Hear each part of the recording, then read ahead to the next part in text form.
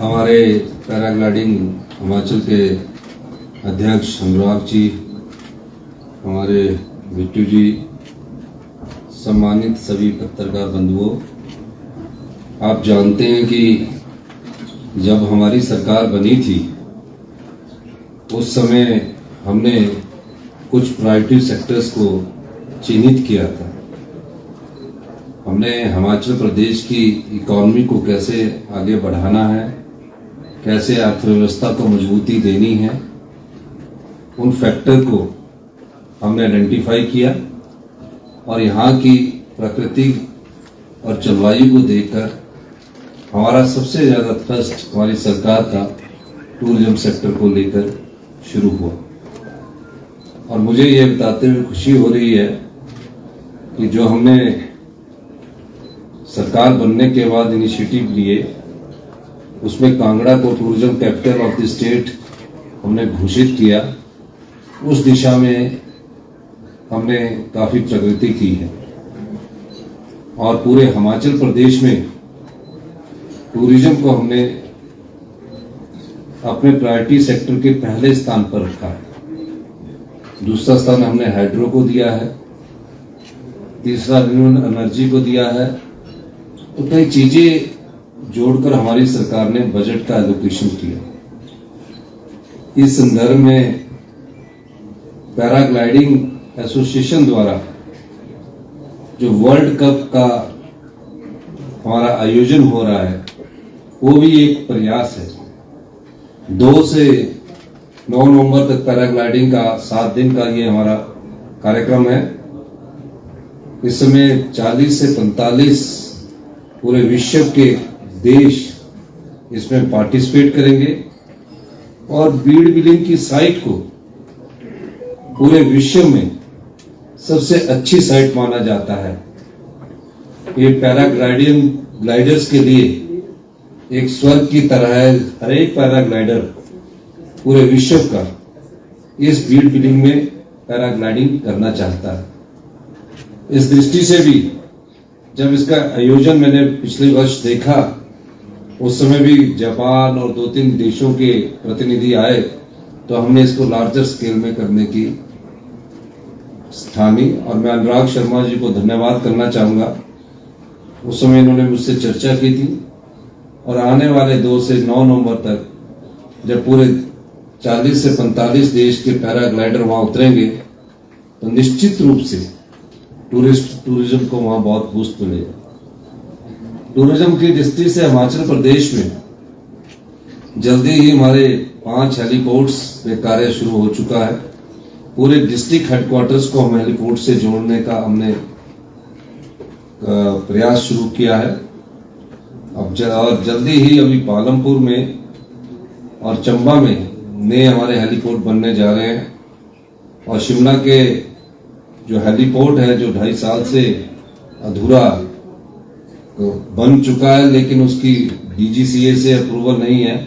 जल्दी भी यहाँ से भी हेलीकॉप्टर सेवा शुरू की जाएगी और रोड कंस्ट्रक्शंस के दृष्टि से भी हम एनएचआई के साथ संपर्क में हैं और जल्दी ही जब हमारी 4 लेनिंग कैथली घाट शकराला और शकराला ढली वाली पूरी होगी तो एक टूरिज्म स्पॉट वहाँ भी बनेगा।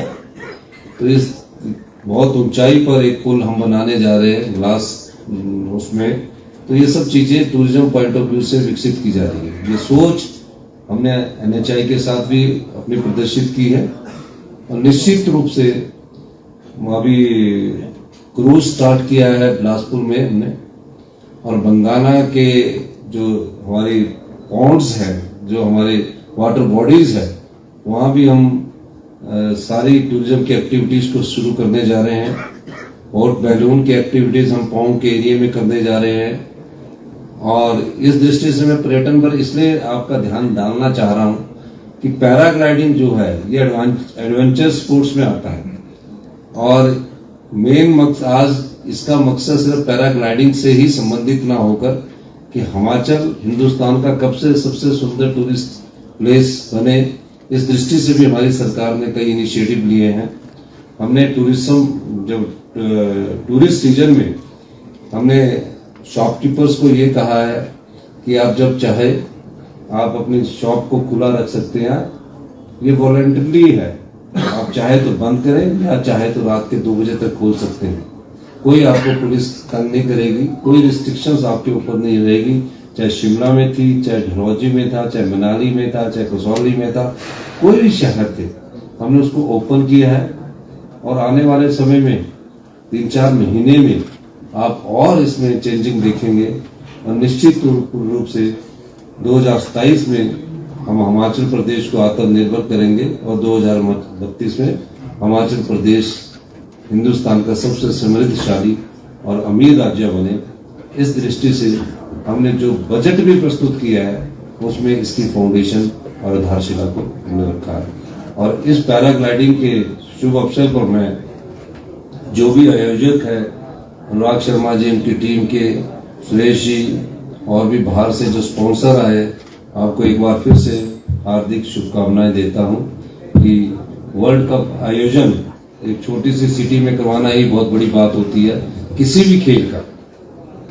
और इसका वर्ल्ड कप आयोजन करवाकर और वर्ल्ड कप के जो हमारे पैराग्लाइडिंग के प्रेसिडेंट हैं उन्होंने भी इसको संबोधित किया, तो अच्छा लगता है कि पूरे विश्व में जो भी पैराग्लाइडर आएंगे वो हिमाचल की सुंदरता का व्याख्यान करेंगे और टूरिज्म को एक और बूस्ट मिलेगा। इसलिए पैराग्लाइडिंग एसोसिएशन को भी मैं बहुत बहुत शुभकामनाएं देता हूं। धन्यवाद, जय हिंद। अभी आप सीएम साहब,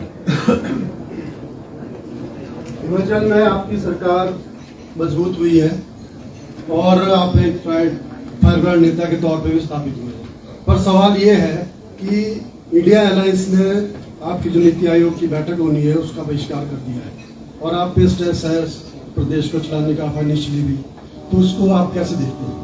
और देखिए,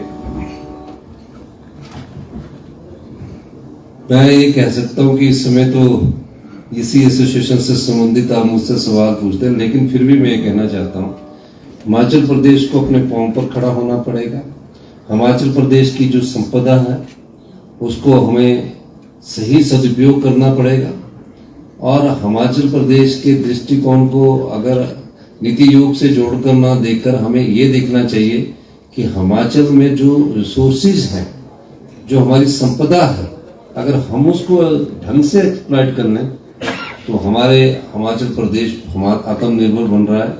हम दिन रात मेहनत करके, मीटिंग्स करके नियमों में परिवर्तन कर रहे हैं, कानून में बदलाव आ रहे हैं और निश्चित रूप से मेरा ये मानना है कि जब लक्ष्य हमने रखा है और उस लक्ष्य में हम लगनशीलता से अगर कार्य कर रहे हैं, ईमानदारी से कार्य कर रहे हैं, तो हिमाचल प्रदेश आत्मनिर्भर बनेगा। हमारे कई अधिकार हैं, हम जो आर्थिक तंगी में गुजर रहे हैं उसके पीछे कई कारण है। इस चर्चा पर मैं अभी इसलिए नहीं जाना चाहता कि ये पैराग्लाइडिंग एसोसिएशन का जो कार्यक्रम है इसमें मेरा राजनीतिक बयान अच्छा नहीं रहेगा, लेकिन आने वाले समय में आपसे मैं जरूर रूबरू होऊंगा सभी पत्रकार बंधुओं से और आपसे बातचीत करूंगा। बहुत बहुत धन्यवाद। जय हिंद, जय भारत। नीति आयोग की थैंक यू। बैठक में जा रहे क्या? बैठक में जा रहे सब नीति आयोग। धन्यवाद महोदय।